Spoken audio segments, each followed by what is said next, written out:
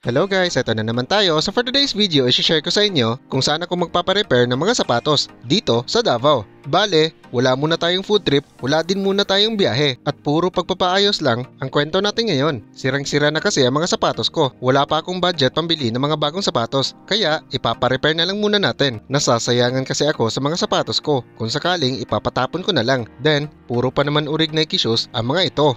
Tsaka, dalawa dito ay KD shoes pa. Malapit lang pala ang shoe repair dito sa workplace ko at nasa loob lang ito ng SM City Davao. Naalala ko, na-mention kasi ito ng boss ko nung last na nagpa-repair siya ng sapatos niya. Kaya doon na rin ako pumunta. Oo nga pala, ang isa dito ay ginagamit na pala ng pamangkin ni Joy. Ipapa-repair ko na lang din para man lang at least dagdag sapatos na. Para man lang hindi agad madaling masira ang mga sapatos. Ika nga, alternate schedule na lang ang pagsusuot nito. Actually, first time ko pumunta dito para magpa-repair at ang nakakatawa, nakalimutan ko palang tanungin ang boss ko kung saan banda siya nagpa-repair. Kaya nag-ikot-ikot patuloy ako sa buong SM. Yaan nyo na para exercise na din. At maya-maya pa ay nakita ko na agad ang repair shop dito sa SM. Ano ang pangalan ng shoe repair shop? Well, dito sa Fast Fix. Bandang unahan lang siya ng Ace Hardware at Manginasal, katabi ng Evo Shop. Binigay ko na agad ang mga sirang sapatos ko. Kaso, medyo matatagalan pa bago ko sila makuha. Kailangan ko pa daw balikan after 2 weeks para daw pulido ang pagkaka-repair.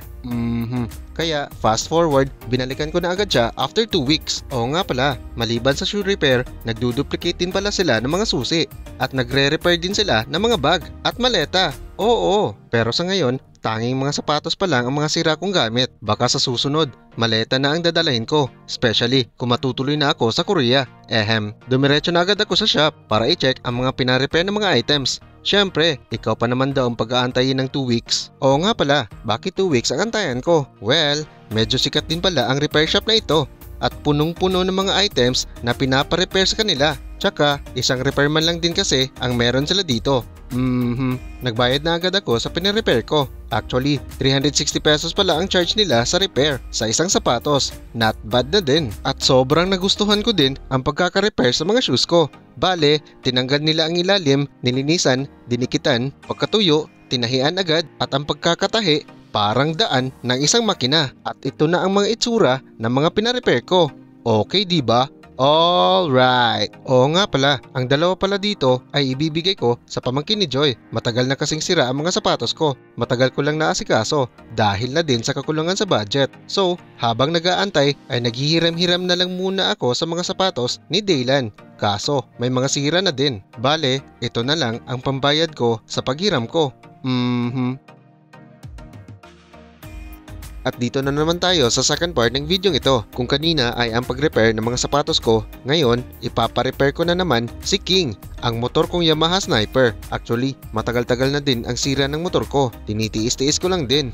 Buti, natiis din ang motor at di ako nasiraan sa kalagitnaan ng mga biyahe ko. Sa Yamaha Service Center sa Turil na ako nagpa-repair. Syempre, malapit lang sa amin At saka, suking-suki na din ako dito. Maganda din kasi ang mga services nila dito. Proven and tested. Maalog or malakas na kasi ang wiggle ni King kada takbo ko o kahit may angkas ako. Mas matindi pa ang alog pag medyo may kabikatan na ang angkas ko. Di na din umaandar ang starter, so puro padyak na ang pagpapaandar ko. At saka, kailangan ko na din magpalit ng buong sprocket set. Nagtanong-tanong na din ako sa mga kakilala ko related sa problema ko. At ito ang makasagutan sa mga problema ko. Kailangan ko na daw balitan ang mga bearing sa front at rear. Kailangan ko na din magpalit ng ball race. Kailangan na din magpalit ng monoshock, sprocket set at syempre, kailangan na din palitan ang battery. Ito kasi ang dahilan kung bakit hindi na gumagana ang starter. Lahat ng mga yon ay in-order ko na agad para at least masimulan nang asikasuhin si King. Oo nga din pala, kailangan na din pala ng change oil at oil filter. Dahil doon sa problema sa motor, parang maabutan yata ako ng tanghalian dito. Depende na din sa kondisyon ng motor or baka may makita pa silang ibang mga problema kay King. Actually, di din naman nakakabagot ang mag-antay dito habang inaayos ang motor.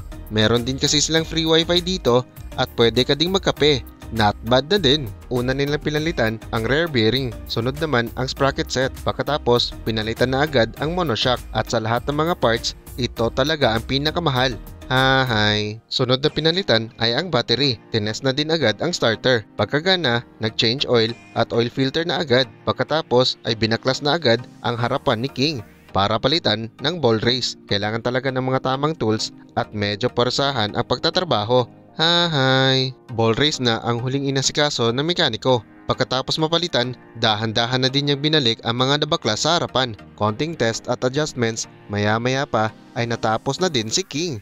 At grabe, parang nabunutan ng tinik si King at para na ding bagong gupit. Ay, sa wakas, pinalabas na din si King at may libre pa silang binigay na tsamwa. O, diba? At dito na nagtatapos ang kwento natin. Maraming salamat sa mga nanood ng video ito hanggang sa dulo. Syempre, huwag niyong kalimutan mag-like, comment at subscribe na din bilang suporta sa channel ko. So, see you ulit sa mga next videos ko and of course, enjoy!